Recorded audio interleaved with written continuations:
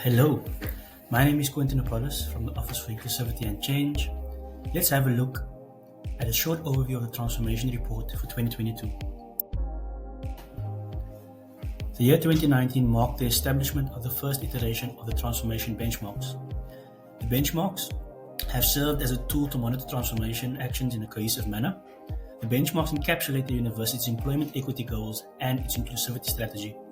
Over time, they are allowing for more searching analysis of transformation in UCT, which is opening pathways for learning. Ultimately, they position UCT to shape its transformation programming in a more progressive way. Over the past 5 years, transformation, inclusion, and diversity programs have been consistently positioned in UCT through volunteerism of the transformation committees and the leadership committees.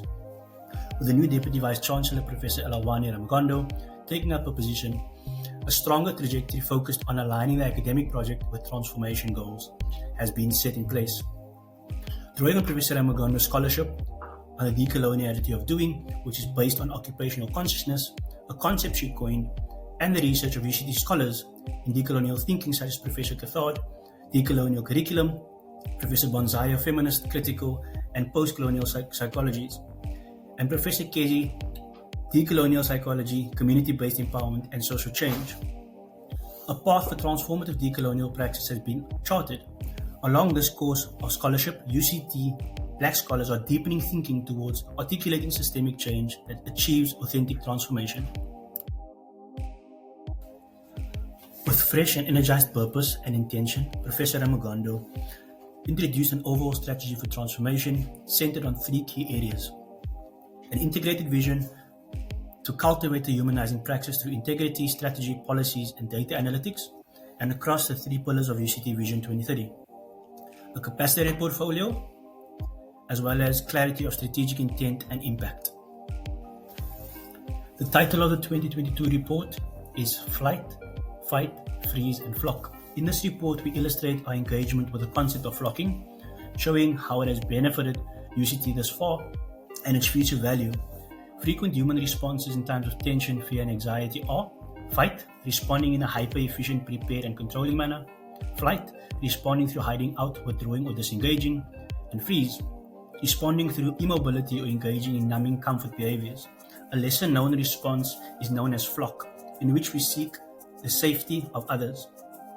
Flocking to reflect and process thoughts and feelings as a collective is especially important given the learnings and insights in higher education revealed by the COVID-19 pandemic.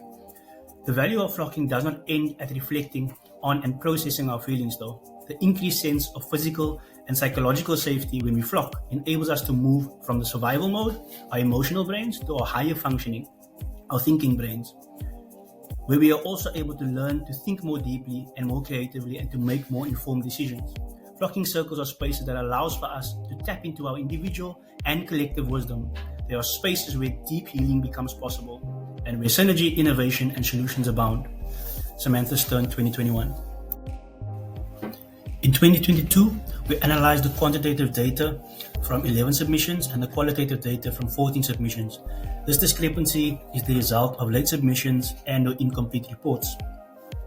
It should be noted that some departments have never submitted reports on the transformation work, an indication that transformation is not a priority for some entities in the university. Even with these limitations, the report provides a snapshot of transformation at UCT. It invites the UCT community to reflect on our collective contribution to transformation.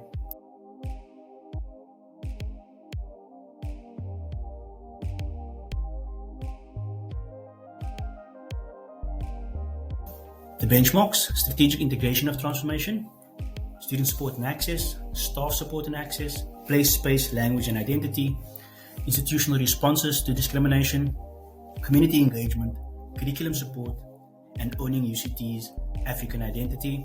And the last one is innovations. This is the summary of the benchmark results over a 4-year period. The year 2022 is in red. We have performed better in 2022 on 6 of the 9 benchmarks. This, however, is not an indication of the holistic picture, and we have to dig a little bit deeper to make sense of the data in itself.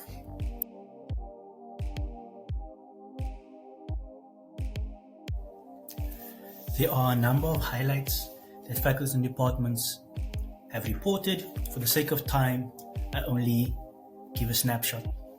For instance, the Graduate School of Business was involved in a community development project assisting with the expansion of a children's library and other outreach programs focusing on African leadership and decoloniality. They hosted various offerings and learning spaces which focused on inclusivity, women in business, and the gender gap. They also reported on an increase of appointments from underrepresented groups, including the first woman of color in the faculty to be appointed full professor. Another example would be the science faculty reported a successful faculty-wide transformation showcase. Of the 17 academic appointments made in 2022, 10 were Black South Africans, of whom 4 were female. There were 5 Black HODs, an increase from the 3 in 2021, which indicates a move towards meeting EE targets. There were a number of TC-specific challenges that they wanted to note. The biggest is that there's often very little budget for transformation activities. Also that there's no real recognition or clear support for TDI work. And then lastly, that they are overburdened and they also have a substantial burden with regards to work and any other actions related to transformation, inclusion and diversity. Some reflections on the benchmarks. Primary criticism was that the amount of data and evidence expected for the report is daunting. On average, 13 out of 19 entities submitted over the last period from 2019 to 2022. Some entities also still report on specific benchmarks and say that it's not applicable to them. However, there are opportunities. The benchmark scores offer a map or indication of where TDI priorities lie. The benchmarks can assist the transformation portfolio to reframe its work or reprioritize action to better support the spaces in need and to be able to scale up effective actions. After 4 years of implementing the benchmarks, we can begin to identify trends and review the benchmarks in collaboration with transformation committees and governance structures and consider the way forward. How might we respond? Where to from here? Let's explore recommendations for each benchmark. Our incoming DVC has put forward a vision for transformation as a humanizing praxis.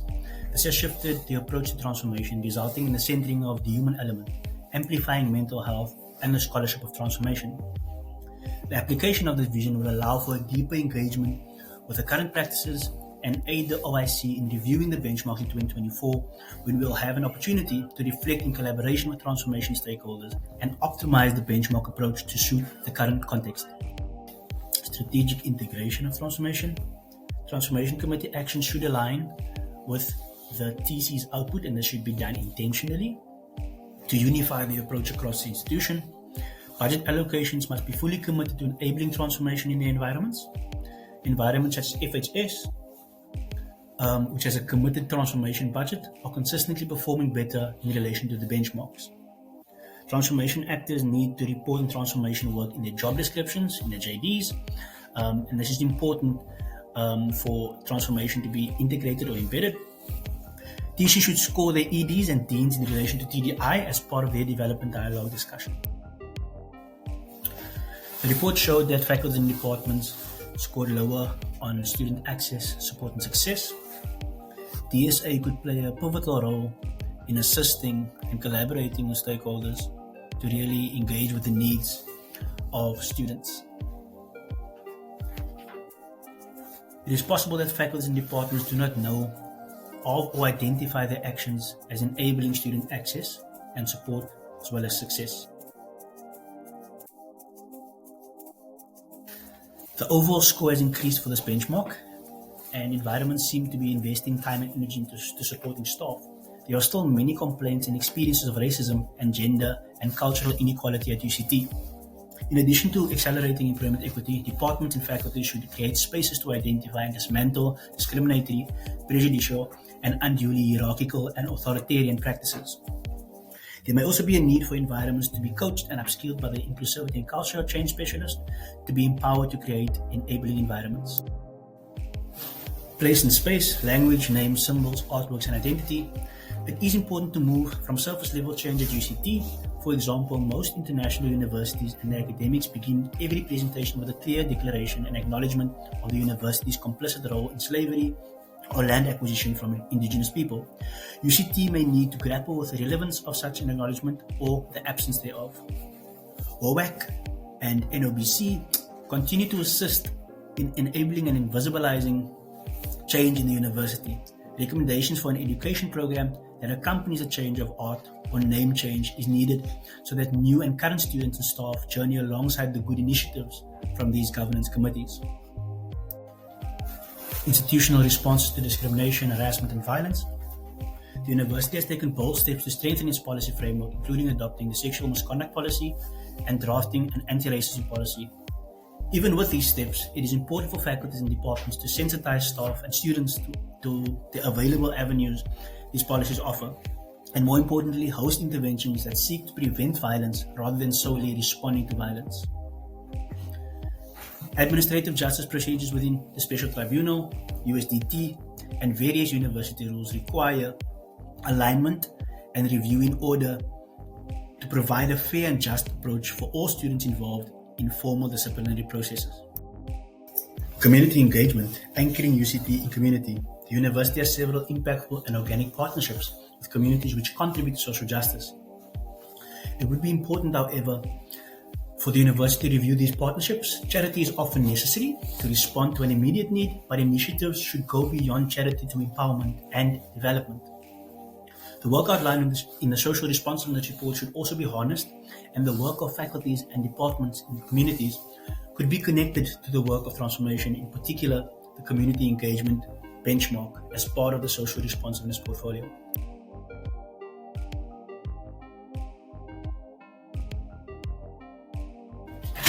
Curriculum support, decolonization, marginalization, and accessibility. UCT has made strides in previous years in response to the Fees Must Fall process. The work of the Curriculum Change Working Group has culminated in a curriculum change framework. Transformation portfolio and the teaching and learning portfolio may need to collaborate strategically around curriculum change to provide a deeper analysis of the changes, shifts, and limitations against the backdrop of the curriculum change framework. This will inform the work of faculties and departments in relation to decolonization, marginalization, and accessibility. The current weak linkage between TCs and the academic project is noticeable and of concern. A recommendation to bring a clear strategic focus and alignment between these two areas is proposed for the 2023-2024 report. The absence of universities' voice in and usage of Africa's Sustainable Development Goals results in deepening inequality on our continent. UCT is a powerful platform that is globally recognized and could be used to enable change and redress for the continent. For example, UCT academics who intentionally choose to publish in Africa-based journals rather than international journals with high impact rankings could be better supported by UCT. This principled approach, if supported correctly, will pave a stronger pathway for African research.